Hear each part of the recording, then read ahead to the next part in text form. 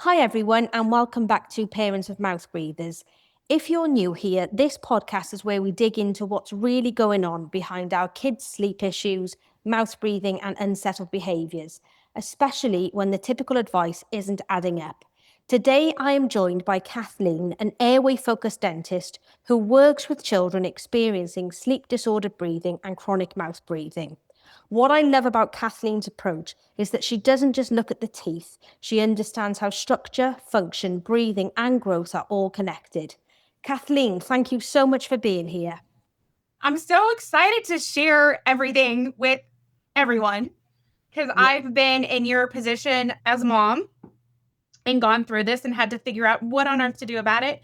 Before we get started, I am going to do my disclaimer. So I'm Dr. Kathleen Schuster. I'm an airway dentist. Before we dive in, I need to share important information. The content that I'm going to discuss in this podcast is for educational and informational purposes only, and it's not intended as medical, dental, or healthcare advice, diagnosis, or treatment. Nothing discussed here creates a doctor-patient relationship or should replace consultation with qualified healthcare providers. I share clinical observations, research findings, and educational content based on my experience as a functional airway dentist. But every child and situation is unique. Treatment decisions should always be made in consultation with appropriate healthcare professionals who can evaluate your specific circumstances. Individual results may vary significantly, and what works for one child may not work for another. Always seek professional evaluation before making any healthcare decisions for yourself or your family. The views expressed are mine and my own. They do not represent any views of any institution or organization. I might reference research studies, but that does not constitute comprehensive medical literature review. If you're experiencing a medical emergency, please contact emergency services immediately. And by continuing to listen, you acknowledge that you understand these limitations and will seek appropriate professional guidance for health-related decisions. Okay. Awesome. All right. So I started to share. So I've been a mom in this position. My daughter started acting not like herself. She was my social butterfly, and all of a sudden we were snoring, having nightmares all night. She couldn't sleep in her own bed anymore. She had to come down in the middle of the night to find me.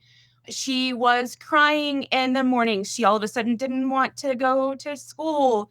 Behavior had changed. Her attention was not there. She was not herself. She was snoring. Of course, she's sleeping in the bed with me now.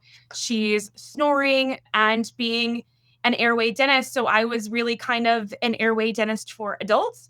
And now I'm seeing these like warning signs, something's not right. And it just kind of came out for me. I felt like it came out of nowhere. And so because of what I did, I happen to have equipment in my office. So I'm getting 3D x-rays and I'm looking at her. I'm trying to figure out what's going on. And I have a very good friend that's an ENT. And so I am like, I see that her adenoids are crazy swollen and her tonsils are crazy swollen. And we had been into the doctor for all of her strep throat infections that she had been having. And they kept saying, oh, it looks like strep. And then they would do a strep test and it actually wasn't strep. Her tonsils just constantly looked nasty and cruddy and inflamed. And we would do, I go to more holistic functional practitioners. So we would do like some colloidal silver and we would do some things and things would get better and she'd get over that. And then she'd get sick again and everything would be awful again. So we were just treading down this path very, very quickly of like chronic throat infections, ear infections, sinus infections. It was like every time I turned around, we were on antibiotics again. And of course, like I'm more holistic and crunchy. So I'm throwing silver at it. I'm throwing xylitol at it and things are coming back down. But then they kept reemerging. And so that's what set me down this path. And my friend, I sent him the CBCT of her crazy swollen adenoids. And he's like, she's got to have them out. She has like no breathing space. It's like a coffee straw up there. And she's mouth breathing. And I can see from a dental aspect, I can see that it's totally changing her growth. So for instance, she started getting a gummy smile. Okay. Yeah. So that's a sign to me that we're growing down instead of out. Okay. So I know the growth is going in the wrong direction. And so I'm like, okay, we're growing wrong. And that's what really sent me down this to figure out, oh my gosh, what's going on? And I just happen to be blessed enough. From what I understand now, there's only basically 20 of me in the US that practice like I do. I happen to be blessed enough that I came in contact with a doctor that was doing this like in the Dallas area. And so I contact him and I'm like, what do I do? What is going on? What do I do? How do I fix this? Because if he has the ability to fix it, I have the ability to fix it. And so then it has sent me down this path of me like going after the research. So I made it work in her, and it was like, and it happened very quickly. I felt like it works in her. And then I'm like, okay, so how does this work? Why does this work? Like, how do I do this? And how do I help other people? Because I can't just, a patient comes into my office and I'm like, well, it worked for my daughter. So we're going to do it on you. So then I slammed down the way of like research. And I actually found there's a ton of research out there. It's just nobody's sharing it and nobody knows that it exists. Wow, that's so interesting. And to me, as a mum with my eldest, and he's 5 now, and he has sleep apnea, swollen tonsils. They haven't actually assessed his adenoids, but we suspect that they're really bad. He's got chronic rhinitis. A lot of the things you laid out with your daughter run parallel with my son.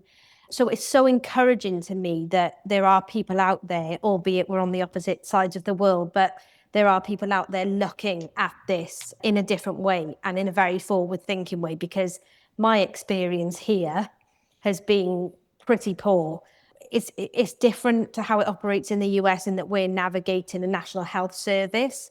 And so they're more conservative in the treatments that they would use and utilize. And they're dinosaurs, in my opinion. So I'm having to navigate that national health service and also looking at private practitioners that are more forward thinking, like yourself. And the good news is there are some. They're not in Wales where I am, but I can travel up to London, and I have done, to speak to a few different people. I've met with an airway dentist as well. So I'm thrilled to hear that it worked for your daughter, and it gives hope not to only myself, but other parents as well, that there are other options. I am too a crunchy mum, and the idea of going through surgery is not something I take lightly, just putting my child under general anaesthetic. But more importantly, the ENT that we're under at the moment has no inclination to want to talk about airway health. That any mention of, I took in the book Jaws and the book Breathe by James Nestor. I took those into the meeting and tried to have this conversation, wider conversation. He wasn't concerned about mouth breathing. He wasn't particularly concerned about snoring. And so that was contradictory to what I was hearing people like yourself say online, and understanding actually I need to look outside of our system. So really good place to start off. Thanks for giving us a bit of an insight there into sort of how you came to help fix your daughter's issues. But the question I really want to start with is, why should we as parents be concerned about mouth breathing and sleep disordered breathing? Why do we need to think about it? Because from the outside, it might just look like snoring or bad habits. But I know personally it runs deeper than that. But some people still aren't aware. So why should we be concerned? Oh my gosh, mouth breathing, it wrecks the body. Yeah, it wrecks the body just from the developmental and the growth standpoint. Mouth breathing changes the way that we grow, long, narrow faces. There are things that once that growth is done, it's done. Like, we can mess with it a little bit, but we really just can't undo that growth. At that point, you are looking at surgery sometimes to have to fix when the growth goes wrong. When you've got that low tongue posture and your mouth breathing, you grow down. It creates massive sinus nasal issues that you have to then look at the ENT as an adult and go, do I need a turbinate reduction? Do I need to fix my deviated septum because I can't breathe through my nose? All of these sinus surgeries, polyps that develop because we're not properly nasal clearing because we can't. It messes with your nervous system. Your tongue is supposed to live and function on the roof of your mouth. The muscle that holds it up there is innervated by the vagus nerve.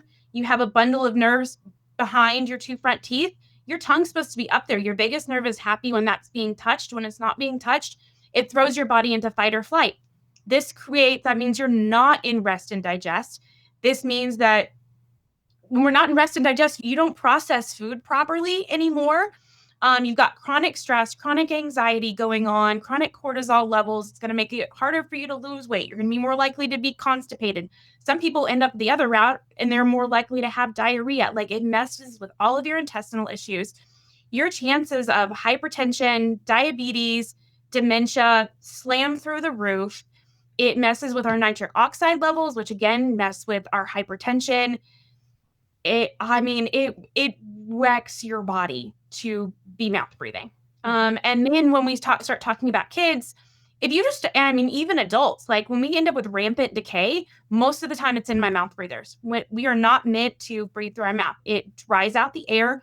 It dries out the tissues. Those tissues are meant to be wet. When they're dry, they're inflamed and irritated. The bacteria goes crazy because you're not using your natural flora to help kill that, and the bad bacteria goes crazy. And so then we're dealing with infection, which is why you're seeing these chronic sinus infections, ear infections, throat infections, like I did in mine. That bacteria is just going crazy. Everything's inflamed and infected. You're constantly trying to fight that. It's terrible on your immune system. You're getting sick chronically. Even in adults that start doing myofunctional exercises, start with tongue and face exercises, they stop getting sick. If you look back to, so I'm in the U.S., right? So we talk about a lot about the Native American Indians. If you look back to our country's history and you have these Native Americans, they were great. They were very disease resistant. They had perfectly straight teeth. And if you look back at other cultures, it's the same thing. We start putting in these processed foods. Within one generation, we're growing wrong. We're more susceptible to disease. If you look at when the Europeans came into the U.S., the Native American cultures that were not predisposed to that did better with like smallpox. They were like disease resistant to it versus the ones that started eating all of the processed foods. They were the one that succumbed to the smallpox. It completely changes how your body functions, how disease resistant we are. From that most basic thing. Mm-hmm. Well, it's funny that you touch on that because I've been told so many times from the GP, from our doctors, that it's typical for children to get sick so much. My son has had just countless issues, and I know just 98% of kids are growing wrong. So I would say yes. Yeah. Yeah, that's why it's normal, but not for good reasons. So it's common, but it's not normal. That's my favorite thing. Yeah, it's common, but it's not normal. And that's absolutely right. And that's with a lot of things, isn't it? And one of the things I'm so frustrated by, and also those around me, and I see this in a lot of Facebook groups as well, is that surgery is often the first and only thing offered. So, for example, I've never had allergy tests offered through my doctors. I've done all of these things privately, and I know allergies can really contribute to things like chronic rhinitis. But lots of other avenues that the parents could look down before something as invasive as surgery, we aren't offered that. So what do you think that parents should sort of consider or explore before they make the commitment to have surgery? I always think, number one, rule out any kind of an emergency situation. Okay? If there's a possible that the tonsils are so infected, we're abscessing, that stuff can become systemic and it's dangerous. So you've always got to rule out the truly emergent stuff, right? If we're trying to try a more holistic, crunchy, fix the root cause, you've always got to rule out that emergent stuff. That is the stuff that scares me the most. It's because sometimes things are going on, and it really, truly, the surgery needs to happen. Outside of that, if you're looking to try to prevent, it's really situational. The first thing, it all stems for me from mouth breathing. We don't grow right. It's hard. It becomes hard to breathe through the nose because we're too narrow. And so looking at widening out that jaw, it makes it even changes allergies. Like when we're too narrow right here, it creates chronic inflammation. There's good research that we widen that out just the tiniest bit and allergies disappear. I've seen it myself. I see it on a regular basis. So you mentioned that your daughter, she had surgery or she didn't have to have it because... No. Okay, so as a parent... we started, with her, when I was trying to figure out what on earth was going on, right? So there is this mom panic moment of, they're telling me surgery. I don't want to do that unless it's necessary. What's going on? How do we fix the problem? So the first thing I started with was what I knew. And I knew a little bit about myofunction, and I knew a little bit about mouth breathing and nose breathing. So that's where I started. We started immediately with focusing on, I started her on steroids to reduce the inflammation in her nose, diet changes, keep staying away from the dairy because that creates a ton of mucus and inflammation, and focusing on getting her to breathe through her nose. Whatever I could do to get her to breathe through her nose and close her mouth is what we did. We started with tongue exercises. We started with myofunctional therapy. And that alone, in a month, we actually widened her out 1 millimeter because she's 6 years old at this point, 5, 6 years old. She's a year dentally delayed too. So she's more like a 5-year-old. Okay. They're still growing at this point. So myofunctional exercise can change growth at this point. Like it can help to grow. So I got a millimeter, which seems like the tiniest amount, but that millimeter took her from less than a millimeter of adenoid space to 2.5. So we basically tripled the space for her to breathe through her nose. And then her sinuses totally cleared out. They were completely gray in my x-ray, and immediately they were all black and totally clear. In 1 month, myofunctional exercise changed that. And then we started with Invisalign. So I started using orthodontics to widen everything out that way. That's really interesting. I actually went to see a myofunctional therapist a couple of days ago with my son, with the hope that we were going to start treatment. She was a little bit concerned about starting treatment because she just observed that he sounded very nasal. And because he hasn't actually had his adenoids assessed, it's just not something they do as standard here. What they told me is once he goes in for tonsil surgery, they will then check his adenoids, and if they need to be removed, they will then remove them. But she's really encouraged me to push back. I've actually got an appointment with ENT next week to ask them to specifically look at the adenoids and assess them prior to any surgery so that I have a bit of an idea of what's going on, because her concern was that starting myofunctional therapy might not be as effective as it could be if those adenoids are really enlarged. But if I'm right, what you're saying is actually what you saw is that by doing those myofunctional exercises, that actually helped create more space around the adenoid. They're still in that growth zone 100%. It is harder. It's harder for them to do the myofunctional exercise because it's hard for them to breathe through their nose. But the more we do, the more space we're going to make, the easier it's going to be for them to breathe through the nose, the more inflammation is going to come down. It goes cyclical. It's cyclical to get here, and then it's cyclical to go back the other way. Yeah. So every little bit, it matters. It matters. It sounds to me as though your thought process is similar to mine, in that we were concerned about surgery being an option, let's say, and concerned about going down that route initially. Do you have many insights you could share as to the long-term implications of surgery and perhaps why parents should consider looking at other avenues before just agreeing to that? I'm not an ENT, so I'm probably the wrong person to ask about this. The little bit that I do know is that a good chunk of the time, tonsils and adenoids will grow back. There's a reason why they got inflamed to begin with. And so they will oftentimes grow back, especially if the child's really young, if you don't fix the underlying cause. And then the other thing is that they are part of our immune tissue. They are our immune system. They are standing up. They are inflamed. They are angry because they're our bodyguards. They're like our body's bodyguards. They're telling us that something is wrong. And when we take them out, we're taking out our immune function. And there is also good research with that and how much more kids get sick after you take them out. Like they're even more predisposed to getting sick. So you have to, consider that you're taking out immune tissue. It's there for a reason. Yeah, I'm actually somebody that had mine taken out when I was 6. And that was true for me. I actually became sicker and had more infections and whatnot after I'd had the surgery. They removed them to do with asthma and whatnot, but I don't actually think it was a good thing for me long term. And you touched on a little bit earlier on age being a component. Can you just zone in on that a little bit and help us understand why we need to consider the age of our child and how that changes things? Well, the myofunctional aspect is going to change hugely in how much effect you're going to get. The effect that I get out of literally just getting a 2-year-old to chew on like a myo munchie or a mouthpiece huge changes really fast. I mean, for every mom that knows, you've got this little newborn infant. How quickly do they grow out of that first set of clothes? How Way quickly too do they quick. go out of the next set of clothes? How quickly? Yeah. But then as they get older, all of a sudden we go from having a 1 month change of clothes to a 3 month change of clothes to a 6 month change of clothes to a 1 year change of clothes.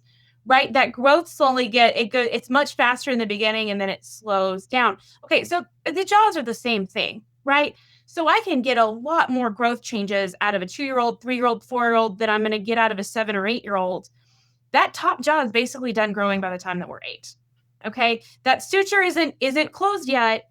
It's still fairly open, so we can still affect some changes with an 8-year-old. It's not cemented, but basically closed by the time you're around 13 or 14. Okay, it's not basically cemented together until you're like 70. So we can still do expanders on adults. They just look different. Okay. Okay. Because the second question I get after we tackle baby is mom is like, I have all of these same problems. Yeah. Well, funnily enough, I do. And I actually had braces fitted when I was around 14, maybe a little. And you wouldn't think it by looking at my teeth because they've returned, not the same as they were, but they definitely returned to a similar shape as they were before. But what I'm sort of discovering by looking into this more is that maybe the dental world, and here in the UK, as I sort of mentioned, we're a little bit behind the times, I think, but they're looking at more preventative, earlier intervention than maybe just whacking on a pair of braces when somebody becomes a teenager and they've crossed Right. that sort of threshold that you just sort of laid out. Is that the Yeah. way things are going? Yeah, I mean, doing it on it's really common here too. I mean, most of the time, I worked with the pediatric dentist for my first 5 years in practice, and that's what we told them. Unless things were really messed up, it was go see the orthodontist when all your adult teeth are in. That's still the norm here, and the reality is, by the time we've hit that point, you're done growing. Like I'm putting band-aids on stuff, right? I can do a little bit more than that, but the reality is that, like I said before, you really just can't completely undo growth. Yeah. It's so much more effective if you help them to grow properly and change the underlying issues. The chewing stimulation and your tongue, natural palate expander, natural palate grower, and keeper. It should be your natural retainer. When your tongue functions properly, when we swallow like we're supposed to, when it lives where it's supposed to, it helps to grow everything out and it helps to keep and hold everything there. There's some great things that I like to when I'm trying to explain this to adults. Most of us have poor tongue function. So I tell people, big cheesy smile and swallow like that. Most people can't because they don't swallow properly. They're using their cheeks to swallow. They're pushing forward with their tongue to swallow rather than going up to the roof of their mouth and making that wave-like motion back. We're the first wave of peristalsis with the tongue. Okay, you're supposed to be making a wave. We're not doing that. We're doing this. We're pushing forward. So you're pushing all your teeth forward, and we're making everything super narrow, and we're pushing in with our cheeks, and we're crowding everything in. You swallow 1,000 times a day. A naughty tongue can put 500 grams of pressure on your teeth. For reference, my Invisalign, my aligners put 1.3 grams of pressure on teeth. Braces put 9. If you swallow 1,000 times a day, we are significantly affecting growth and we're significantly pushing everything around afterwards. Wow. So retraining that tongue is so important. Well, honing in on the tongue there, one of the things that happened through my sort of process and how I came to discovering that my son's breathing was an issue was that my second son was born and had problems latching. So after 3 months of sort of begging for help through the normal doctor's surgery, somebody threw me the idea of tongue tie. I'd never heard of it before, and I was on my second child. And when I took him to have a frenectomy, it was just by coincidence, I was having a conversation with the practitioner, and I mentioned to her about my son's sleep apnea and that I was really concerned about his breathing, and I showed her some pictures. She was the first person to say to me that that could be linked to tongue tie. And so we ended up having a frenectomy done for him, but for various reasons, it has reattached. One being we didn't know anything about post-surgery Care. Yeah. Yeah, we knew nothing about that. It's gonna reattach any which way, but it will be significantly worse if you don't do tongue exercises. And a lot of people doing frenectomies don't know that. Well, we also, it was done manually with scissors when my son was about 3.5. We didn't know at the time that laser is a thing, and that would have been an option. So yeah, in hindsight, probably should have done a bit more due diligence, but I was 3 months postpartum with my second and just trying to do anything I could to help my son. But can you talk to us a little bit about tongue tie and the implications of that and how that plays into mouth breathing? Okay. For those that want to learn more about the tongue tie thing and how it helps at every age, Dr. Baxter has a book. It's literally called Tongue Tied. It is the best, most informational book. He's the one that I learned all of my tongue tie stuff through. He's absolutely stinking amazing. He focuses more on the kids and the babies. If I have a mom out there that wants to learn more about adult stuff, Dr. Zoggy, I feel like I always spell it wrong.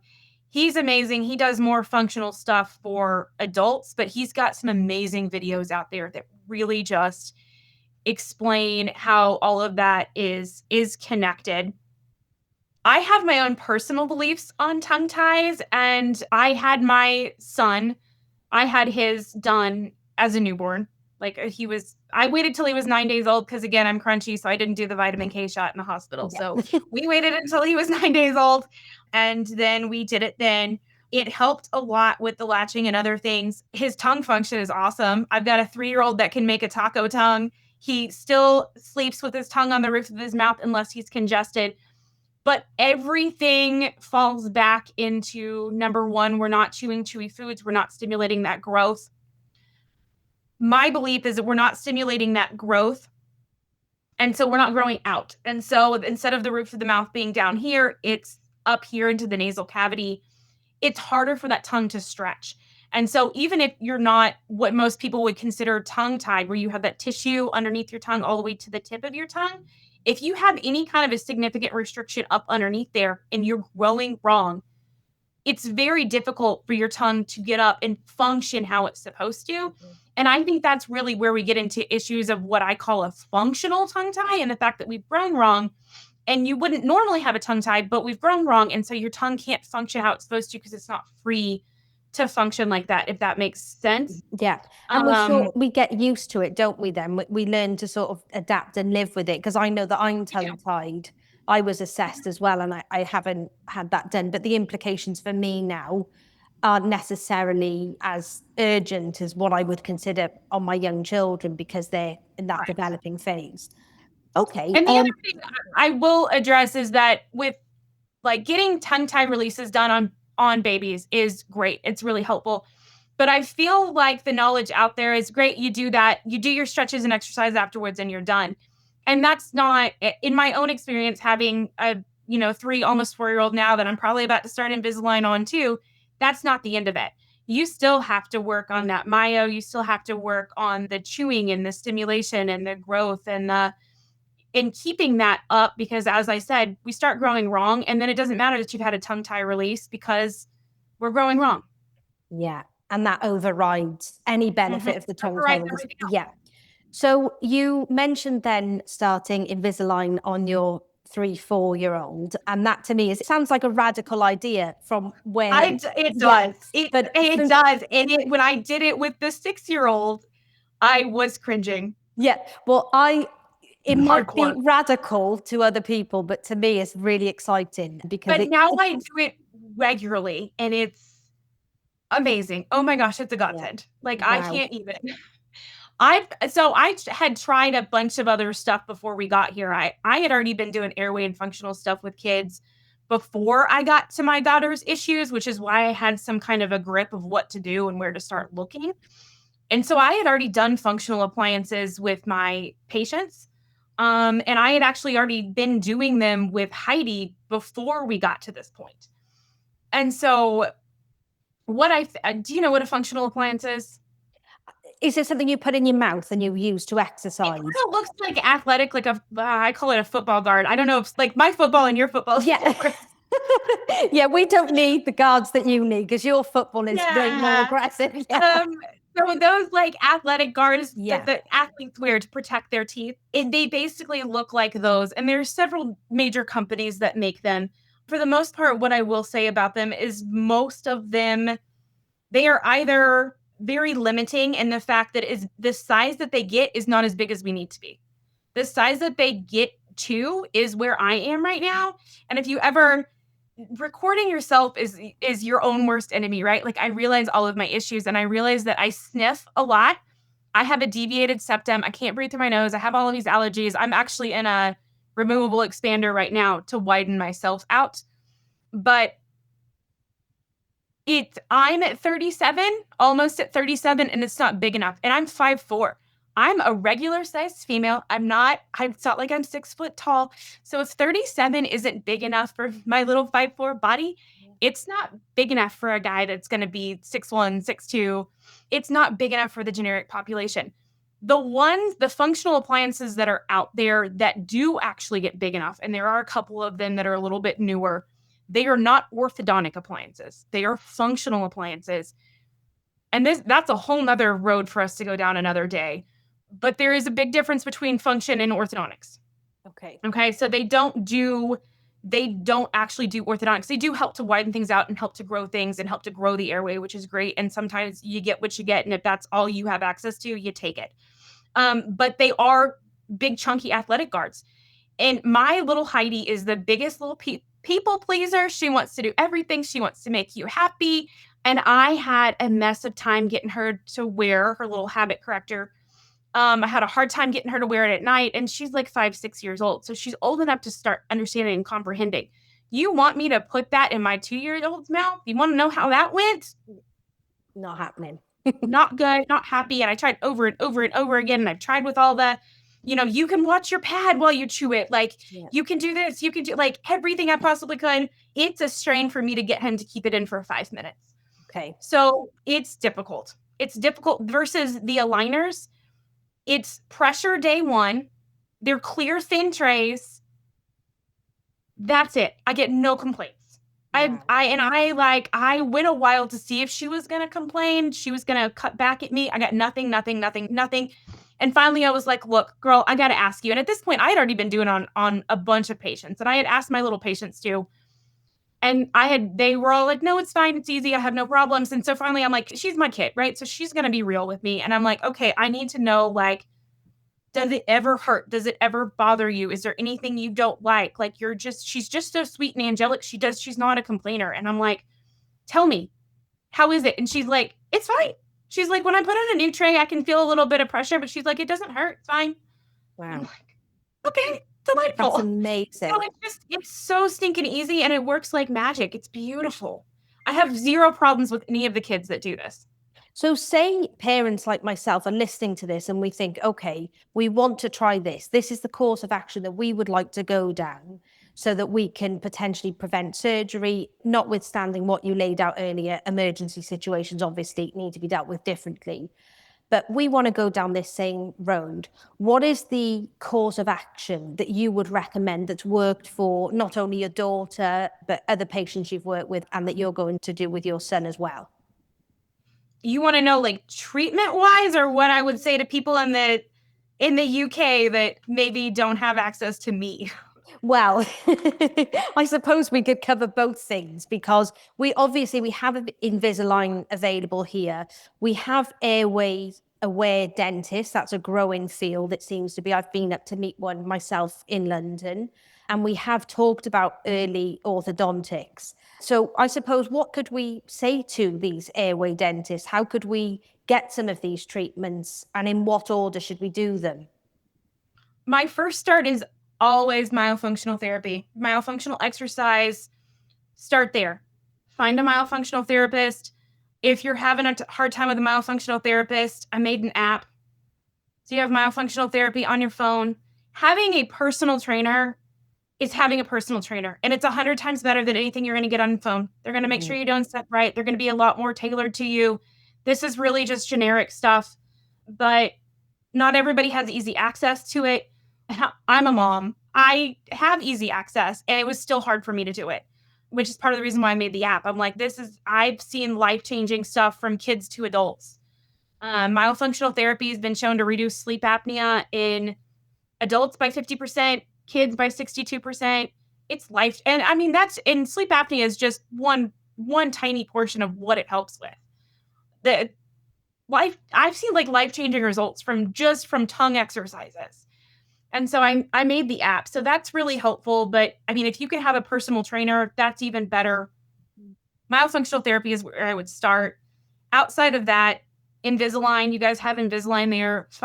You're just gonna have to find a provider. Unfortunately, there's a lot of like, you're gonna have to dig around and find somebody that's willing to do it on. If you have a little, you're gonna have to push for it. Okay. Because it's not normal here either. Right. You are one of the outliers in the field by the sounds of it. I love that. I think that's why I was really attracted to your energy on your Instagram, because you just seem so like you are somebody that's proved something and you are standing by it. And I really like that, because it's hard to take an alternative stance sometimes, you know? It's awful that it was like, this is what I do. Like literally, this is my wheelhouse, and I didn't know how to help my own kid. And so after that, I'm like, why is this not like national news? Why does everybody not know this? Why is this not a thing? And so now I'm like, if I had to figure out how to do this as a dentist, like, how do I help people that don't have access to me? Like, how do I help moms that are like, oh my gosh, something's wrong, but the pediatrician keeps telling me everything's fine, it's normal, they're going to grow out of it. The reality is the pediatricians, they don't know. No, The ENTs, they don't know. No. It's just not what we're taught at all. We're not taught any of this. Yeah. Funnily enough, one thing I've landed on after doing however much research I've been doing over the last couple of years is that this is at the bare minimum, it's a multidisciplinary approach. The idea that you can just go to the ENT and get surgery and that answers everything is rubbish. I mean, I see lots of people, as I mentioned earlier, in Facebook groups saying that they've had surgery and their child is back to breathing as they were before. So this is why, for me, it's imperative that we know what is working in other places in the world, even if these are sort of anecdotal stories that we're hearing. You, as a dentist, you've managed to do that with your own child. And so you've got this extra layer of credibility in my book as a mum, even before the dental part, is that you've done that and you've seen the results. And ultimately, because you made that choice, your daughter doesn't have to go through surgery. And that's a huge thing. So I'm like, she's not going to end up like me. With the airway thing, I did a sleep study on myself, and I'm like, I'm not skinny, but I'm not overweight. Okay. Borderline sleep apnea. Wow. When did I do it? I was 32. Borderline sleep apnea at 32. You never would have known. I don't fit the bill. Yeah. And it's because I can't breathe through my nose. I have no space up here. Wow. So it's one of those, like, yeah. I was one of those kids that compensated well. I didn't have my tonsils. I didn't have my adenoids taken out. I didn't have any, I'm looking back, like I was a little ADD, I had some attention issues, but I'm so, not to brag on myself, but I'm so stinking smart. I had zero problems in school, obviously. Like I had zero problems in school, no issues anywhere. So I didn't have there were no red flags flying. Wow. So I just grew wrong. And now because I grew wrong, I can't breathe through my nose and I'm borderline sleep apnea. Wow. I mean, it affects the rest of your life. And so you're hoping that did you say that you have an Invisalign yourself at the moment? So I'm in an expander. A removable expander. I wish I had it on me so I could show you. Okay. But no, it looks like an old school retainer that's like metal and acrylic. It comes in and out, and it's got screws in it, and I just turn the screw once a week, and it makes me bigger. Once I'm done with that, I will go back into Invisalign. Okay. Because we can still grow a little bit with adults when done properly. We can still grow a little bit with adults. We don't have the growth factor that kids do. Wow. So I'm trying to change what I can so that I can breathe better. Awesome. So myofunctional therapy, that's the start point in your book. Get there. Myofunctional therapy is a start point. Start there. Absolutely. 100%. Because it's something that needs to happen at any age. Yeah. And then even if you're an adult, like you've got to retrain our tongues to function properly. because otherwise you're headed down this road of dementia and hypertension and dysphagia and all of these problems that we don't typically see, because typically when we get to these problems, we're in the nursing home. But this is my pathologist. This is what they're telling me. They're like, we're having all of these problems, strokes, all of these heart disease. A lot of it's coming from constantly being in fight or flight and not getting good restorative sleep. And it's because our tongue isn't functioning how it's supposed to. And then as we blame everything on age, right? The snoring gets worse as we age. The sleep gets worse. We're more tired. Whatever, I'm getting older, I'm a mom, and I've got 15 million things on my plate. And the reality is, most of the time, as we get older, yes, it is a little bit of age. Our hormones fluctuate. And as those hormones change, we lose muscle mass, both women and men. It kind of happens at different ages, but both women and men, we lose muscle mass. We lose muscle mass everywhere, top to bottom. That includes this. And this is what's holding up your airway and helping you to breathe at night. So if we're losing muscle mass, we're not holding up our airway, your sleep's going to get worse. It's going to make all of these other chronic issues. And then we start to notice in our 40s, oh, I'm more exhausted. It's because I'm mom and I've got kids. And I'm like, no, it's because you're not sleeping good. Yeah. You're more stressed out because you're not sleeping well. You'd be able to better manage that stress if you slept better. Well, one of the things I wanted to ask you about as well is I've seen some of the posts that you've put up about this idea of ADHD and sleep disordered breathing and the connection between those two. So you just laid out there some of the things we see in elderly people. But there's research studies that show that when kids don't get the restorative sleep, they don't go into REM sleep, they get the same plaques in their brains as Alzheimer patients, and their IQ drops 20 to 30 points. Wow. Okay, so there's a link. There's a link. There's link. Yeah. It's not like there's very significant links. Yeah. And for me, so I was just going to say, for me, also research shows a 93% ADHD, sleep disordered breathing. That is so shocking. And for me, as the mum of a 5-year-old, a very bouncy, sort of defiant 5-year-old, who I've had comments made in the school system about his concentration and all this kind of stuff. Turned out that he had glue, and now he wears a hearing aid, which has helped tremendously. But all of those concerns I have, and I listen to him breathing every night and my heart breaks. This is why I've become so obsessed with it. And actually how I turned to creating Parents of Mouth Breathers is that I applied for a business program with my government to help develop things around this idea of sleep disorders and allergies and all the wider issues linked to all of this stuff. Because I've become so obsessed with it, I've become so obsessed with looking for answers, because when you're a mum and you see your child struggling, I know that he's struggling to breathe.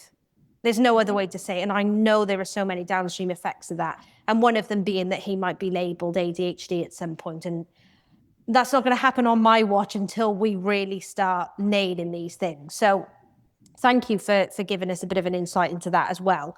Before we sort of wrap up everything, is there anything else that you think is really important for parents to know, especially for those that are right at the beginning of this journey and really unsure where to start?